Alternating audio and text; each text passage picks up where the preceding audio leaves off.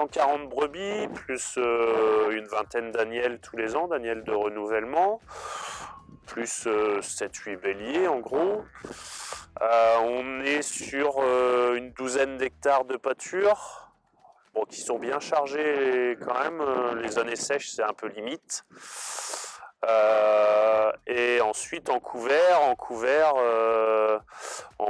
on est sur à peu près 70 hectares de couvert à pâturer. On prévoit toujours un petit peu large. On va en semer chez des voisins pour être sûr d'en avoir assez. Vaut mieux en avoir trop que pas assez.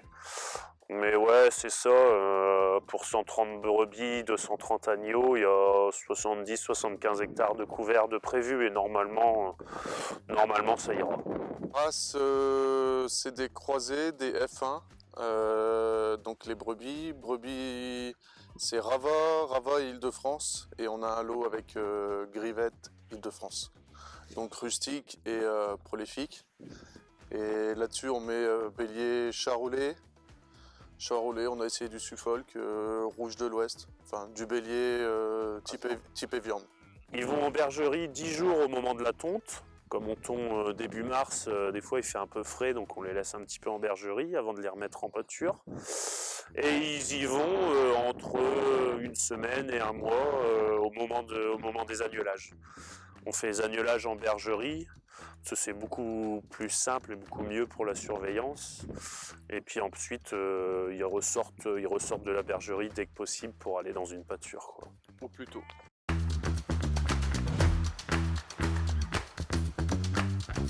Ouais, alors les couverts à pâturer, on n'utilise qu'un seul mélange partout.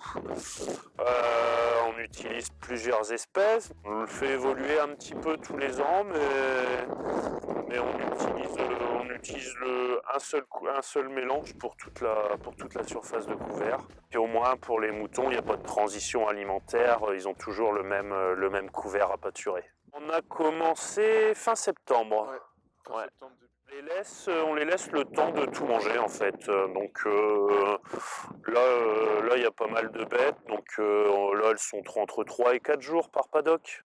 3-4 jours. Après, plus les agneaux grossissent, plus ils mangent et donc moins ils restent longtemps. Mais là, on est sur des agneaux de 2 mois, donc ils boivent encore pas mal de lait. Ils mangent un petit peu de couvert, mais ils sont encore au lait.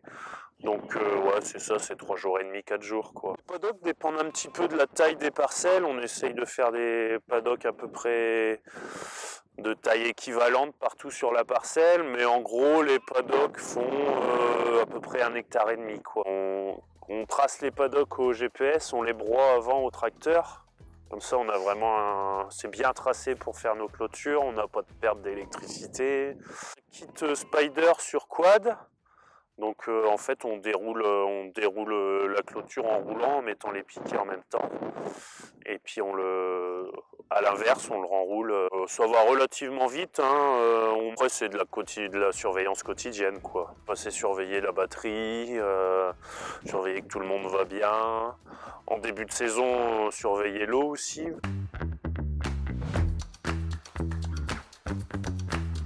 Le pied de mouton, il va aller tasser sur quelques centimètres et encore, ça tasse pas en profondeur, ce ne sont pas des animaux lourds, ils n'ont aucun problème de structure, au contraire même. Ouais, on sèmerait nos couverts en déchaumant, ce serait beaucoup plus compliqué. Là, la structure elle est bonne, il y a de la portance, même quand il pleut, il n'y a aucun problème, quoi.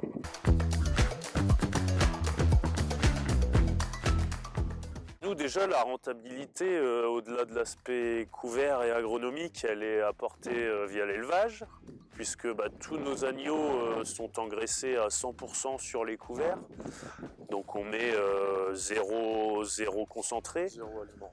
Donc la marge sur un agneau, elle est très bonne, quoi, il faut le dire. Et puis ensuite, on le voit sur la structure, sur l'abattance. On est sur des sols assez fragiles quand même ici.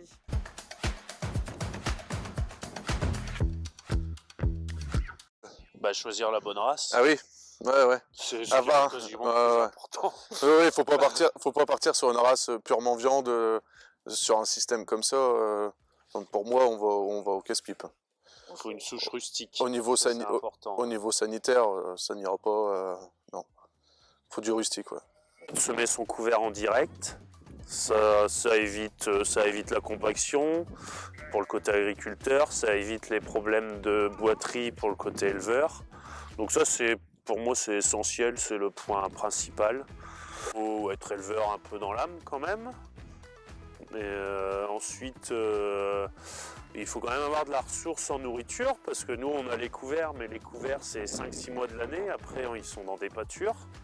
Donc il y a quand même cet aspect-là, l'aspect printemps et été qui est à gérer, quoi. Il faut des pâtures pour mettre les bêtes. Il faut du temps quand même, hein.